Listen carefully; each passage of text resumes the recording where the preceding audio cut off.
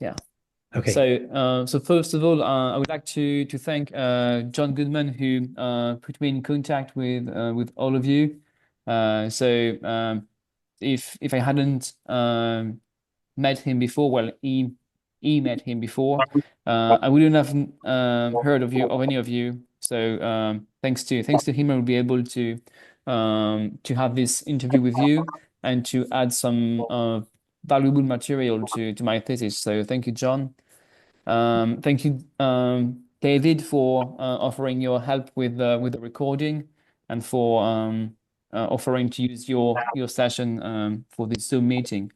So as for myself, my name is François, and I'm a PhD student in France at Rouen University in Normandy, and I've been working on my thesis for about 6 years now. And it basically deals with workers' cooperation, workers' co-ops in Great Britain from the post-World War II period to the end of the 20th century, so the 1980s and 90s. And I'm currently writing the last two chapters of my thesis that will focus on the period starting from the late 70s, and especially with the first pieces of law and legislation that were passed to support cooperative development in the UK, and then with the conservative era and the wave and the peak in the number of workers' co-ops, and then kind of the receding of the new wave of co-ops all through the 1990s. And that's why I wanted to what I call the receding, we'll talk about it later, but like the number of co-ops, well, at least the growth rate started to slow down after the late 80s. And so that's why I wanted to have a chat with all of you to share your personal experience as members of either cooperatives or cooperative development agencies in that period. I sent along a list of questions. Of course, I'm not expecting all of you to answer all the questions. It's just well, if you feel more comfortable answering some questions than some others, just have a word anytime you like. It's basically a conversation. Um, David is recording for his YouTube channel and for my personal and research use as well. And so if you don't have any other questions, I suggest, yes, John, I think raising your Um, hand. yes. Is Well, it useful to you if there's Jenny Lynn. Yeah. ah, Sorry, yeah, yeah, I haven't seen Jenny for many a long year. yeah. Well, My question is, would you like written answers to some of those questions if they're not covered today? sure, yeah, definitely, yeah. Thank you for asking. Yeah. Of course, yeah, if we don't have the time to cover all the issues and you have anything to say that you didn't get the time to say today, of course, I would love to have your written answers. Yeah. Hello, Jenny. Hello, hi. Thank Sorry, I'm a bit late. I was right in the middle of something else, and yeah. I discounted the fact that you were still going ahead with this meeting. So anyway, it's great Thank to you see for everyone. joining. Thank you Thank for you. joining. And so yeah, thank you for your questions, and yeah, I would love to read your written answers in case they are needed. And so I was just about to, well, suggest that we start with short going around the table. So if any of you would like to start by introducing himself or herself, um, please have a go. Otherwise, I will name you if you don't have any Do volunteer. that. You do it, Francois. Otherwise, we'll all talk at once, or no one will. Okay, so well, David is first on my list of captions here. So let's start with David. Yeah, I'm just unmuting myself. Where to start? This is very much tied up with my own sort of family history in a way. So I can recall back in 1961 going to working cooperative societies quarterly meeting and voting on resolutions when I was barely 16. So I've got experience of working cooperative society, and then we actually merged with Royal Arsenal. And my parents were both very active in the cooperative movement. My father was a supermarket manager. My mother was an active member of the Cooperative Women's Guild, amongst many other things. So I had a good cooperative family, down to deciding how money would be spent for holidays, through to many other escapades that we got up to as a cooperative family. When I actually arrived, and I also was involved in Royal Arsenal Cooperative Society's Young Members Organisation when it was initiated by Roy Martin, and I was the editor or troublemaker in chief as editor of their YMO Young Members Organisation bulletin. And then I sort of went to Oxford and ended up in Cardiff, and became quite active in cooperative development, more of which later. But my impression of the cooperative movement arriving in Cardiff was of old men in waistcoats with a gold chain and a medal, a medallion at the front here. And I felt really out of place. And I thought, there were better things I could be doing with my cooperative energy. So, I mean, that's by way of introduction. I think maybe if everybody else can actually introduce themselves, and I'll sort of explain a little bit about my understanding of the origins of local CDAs. So I'll stop at that. Thank you. Would like to take over, Jim? Okay, so well, I first got involved with co-ops when this squat that I was living in Liverpool was taken over by a housing co-op, and that was in, I think, 72 or 73. And I developed a sort of academic interest in organizational psychology as a result of those experiences and the subsequent things. And that's what led me to the co-op movement. And I was involved in setting up an education group in Leeds called WorkAid. This was a spin-off from the Federation of Northern Whole Food Collectives. I think we set up WorkAid in 77, and it was a prelude to a very ambitious project called Beechwood College, which was an education centre for worker co-ops. And I was a founder member of that. There's a lot of disputed history over, the whys and wherefores of all of that.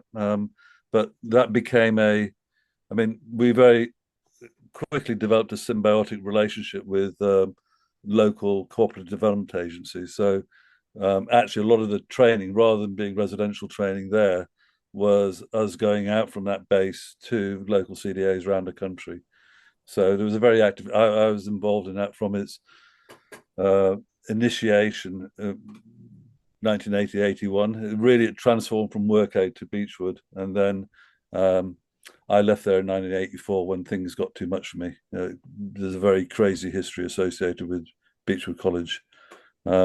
I then went freelance, and I continued to do a lot of my work was always with COB development agencies. They were the people who had the budgets to pay for people like me. And also was the transition from the ICO Act to the National CDA Act. There's two very important bits of legislation.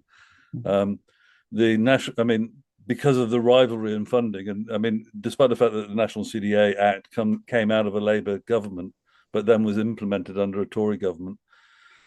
And there's a lot of mistrust of the agenda of the National Cooperative Development Agency. But nevertheless, they were the ones who started to look at the training of co-op development workers. Up to then, I'm trying to remember, I certainly remember running the first development course for development workers funded by the National CDA. It was with a guy called Cairns Campbell.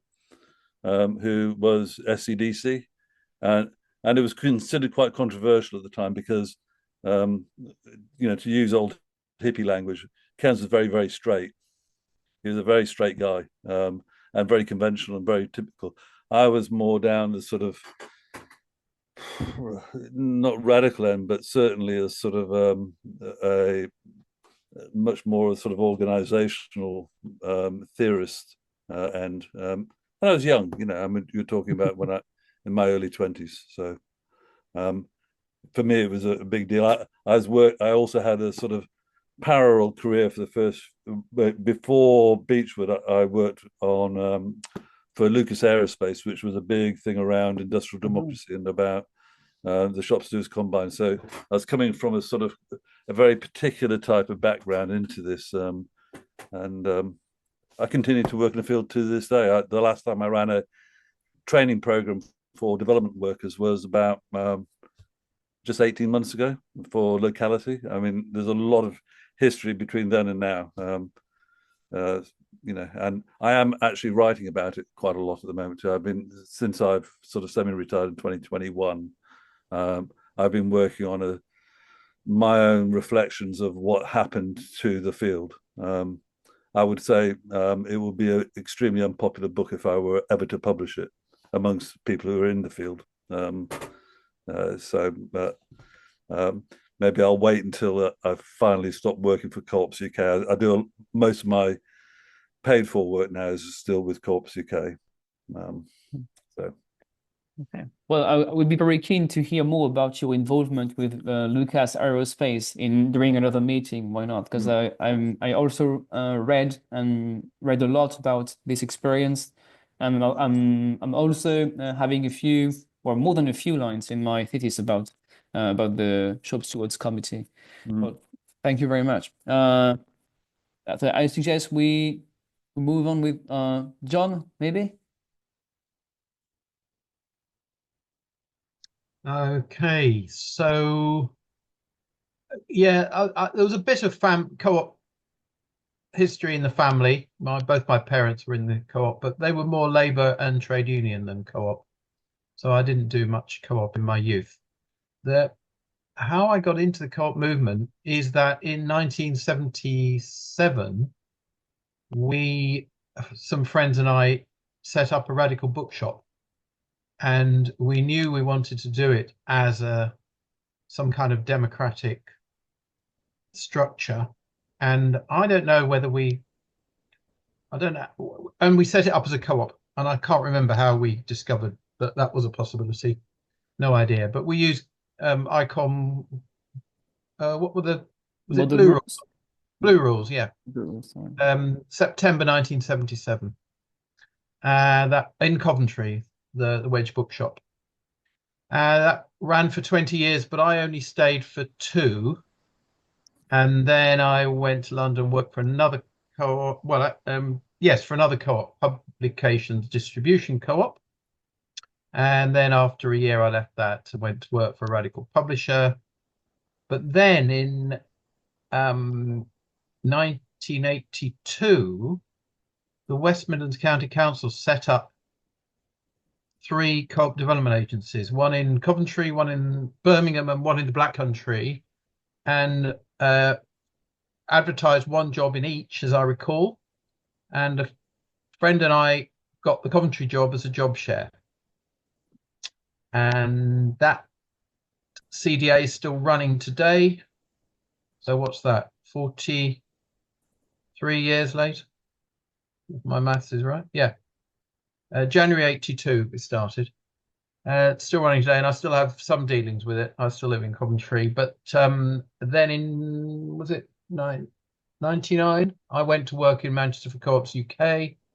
That was all part of the merger between the Co-op Union and ICOM. ICOM had a worker co-op section and a CDA section. The worker co-op section merged with the Co-op Union. The CDA section didn't immediately. It delayed. We had continuing discussions, and when it did eventually merge, they created a unit at Co-ops UK, which I went to work in. Helen Seymour and I went to work in. I think it was called the Coordination Unit. And then I stayed there till I retired in 2013, with various changes of name and job description and all the rest of it. And since then I retired, and I've been still involved in the co-op movement in all sorts of ways, including Co-ops West Midlands, and we're doing lobbying and policy development, and we are reviving co-op development in the West Midlands, possibly funded by the Combined Authority. So there's a kind of deja vu Groundhog Day feel to my life. Jim and I have worked a bit over those years on training, so I hope Jim's going to be kind to me in his secret book. See, you are, Jim, aren't you? Well, anyway, tell the truth. Anyway, there's a chapter I'm writing called the Witch Blair Project, which is really the critical period of when they're trying to transform co-op development into social enterprise development, and albeit quite a necessary point, actually. I mean, it's you're tackling a very big subject, François. You know, and to go to source with oldies like us. I mean, God Almighty, you're asking for very big trouble. Well, I was thinking some of that work we did, Jim, on. Well, we developed a professional qualification, didn't we? The jargon is slipping away from me. All that stuff about occupational standards and all that stuff. Anyway. So when we encouraged, I mean, social enterprise was an invention in this country from a struggling co-op movement, particularly in London. The London Co-operative Training and London ICOM were about to lose their funding if they didn't actually prove they were doing something, and that they rebranded themselves as Social Enterprise London, and that was the beginning of a new epoch under Blair. And John and I worked on. I mean, John was through Co-ops UK. You were influential on the Social Enterprise Partnership, as it was called then, and we got some European funds to develop a professional qualification for social enterprise advisors. Yeah, it was called the Social Enterprise Coalition. I was the first. Subsequently, to start with, the funding came under a thing called the Social Enterprise Partnership GB. That was the body, the EU funding. That was the EU. Yeah, there's a lot of detail here. There's a lot of detail to be sorted here, but not now.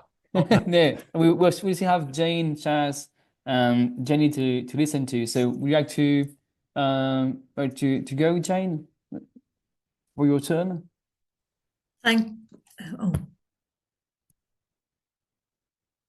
That's it. You can hear me now, right? Okay. Yeah. So I started in the co-op movement in 1978, having had no family history whatsoever. I hadn't got a clue what a co-op was. I just went for a job for this organisation that had a management training programme and wanted A-levels, and I got A-levels. And it was the first organisation that offered me a job, and I hated going for interviews, so I took it. So there was absolutely no romance or commitment or any sort of historical link. However, I started with them, and it sort of fell into the co-op vortex that I've not got out of since then.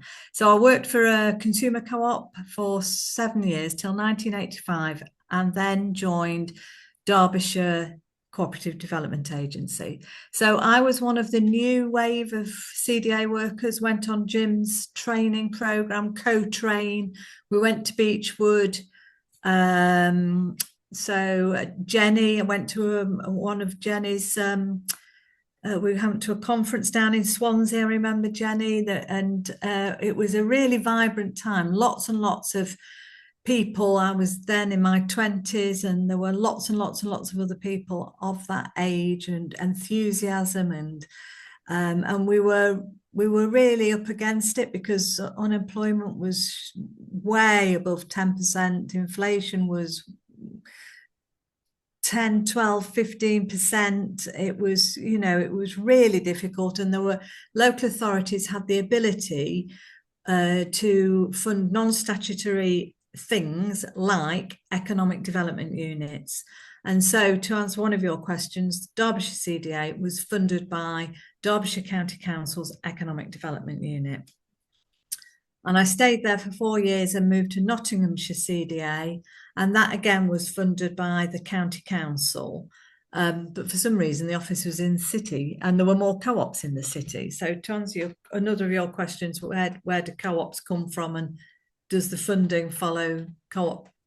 The production of lots of co-ops, not always. Co-ops created whether there was funding there or not sometimes, and others came through. And then I went to work with John at Coventry CDA, and then had a spell at Tower Hamlets. And part of that was we had some European funding and created Employee Ownership Solutions Limited. Coventry was a partner, Leicester was a partner, Tower Hamlets was a partner, Coventry was a partner, and I did that piece of work. So that was quite interesting. I did some employee ownerships. Chesterfield Transport was probably the biggest one I did, but there were 2 or 3 others where there were employee buyouts essentially. And some of them were co-ops and some of them were hybrid employee buyout trusts and things like that. And then in 2000, I got a job with Leicester CDA, and that's where I am still. So Leicester CDA, again, was funded by the local authorities, but about at that time, the funding from local authorities was beginning to get a lot more tenuous and uncertain, and co-ops, CDAs were closing like nobody's business up and down the country. And there's only really a handful of those that were started in the 70s and 80s that are still going. So in our case, Leicester, I'll focus on Leicester because that's where I still am. That was constituted as a workers' cooperative, quite unusually. So the workers were actually owners, and we got the grant from the local authorities. And it was very, you wouldn't really have known it was a workers' co-op. It was only in name only because we had all sorts of service level agreements. It was just like being employed by the local authority, but you didn't get the pension, basically. But the benefit of that was when the funding was cut, we had the ability, because we had this constitution, to go to the local authority and say, well, you're making us redundant, or could we negotiate a tapering of that grant, which we got over 3 years. So for 3 years, our grant reduced by 1/3 each year. So at the end of the 3 years, we had no core funding, but we still had the brand, and there was still the need. So, just going around, all the people who are still working just shows that, there is still a desire. We went through the whole thing of social enterprises, so I can't wait to read your chapter, Jim, on that one.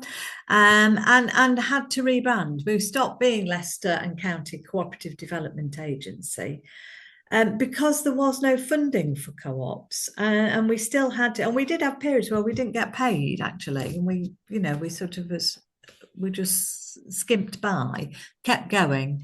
So we did rebrand as Cooperative and Social Enterprise. And that's what we are to this day. But we got the funding for social enterprises, and because we were all committed to being co-ops, we carried on doing co-op development. So we were still developing co-ops kind of under the radar.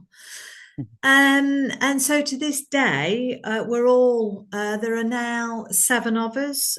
We've just taken on a new apprentice. He's been through the barefoot training scheme. And we've sort of got a succession plan in place because we're all of that certain age and might be looking for retirement, but we want the legacy we want it to carry on. So we've sort of celebrated 40 odd. I think we were 82 when we started as well, like Coventry. We want to celebrate our golden anniversary. So that's and I'm still working there part-time, but as a self-employed consultant, and that's our model now. And when we get contracts that require employees, and some contracts do, they won't give you the money unless for a paid worker, unless that paid worker is PAYE. So we've got the structure to be able to do that as well. So that's where we're at. Well, congratulations for such a lasting involvement in cooperative development. And well, you also anticipated on a few questions I would like to ask later, but that's something that is done now. So great, Okay. thank you very much. Would you like to introduce yourself now, Chas, maybe? Yeah, sure.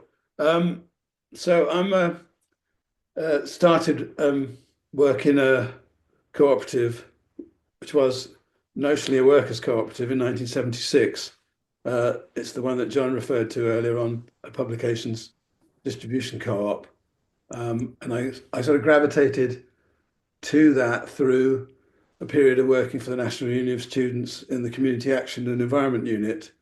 But I mean, the whole thing was we wanted to do something, and we were of a philosophy that a co-op was the best way to do it. And I can remember that this was a time when some of the funding we had to get it from job creation, because we grew from 5 people, including Paul Westlake, who's no longer with us, but was very much perhaps the most knowledgeable about cooperatives in the group, to grow to a team of either 13 or 15. I think 13 people on job creation and 2 of us possibly who weren't, because somebody had not to be on it. And I learned quite a lot about co-ops through that process. I can certainly remember going to Lauriston Hall for in Scotland for quite an important sort of induction sort of event, where the whole concept of worker co-ops became a bit clearer.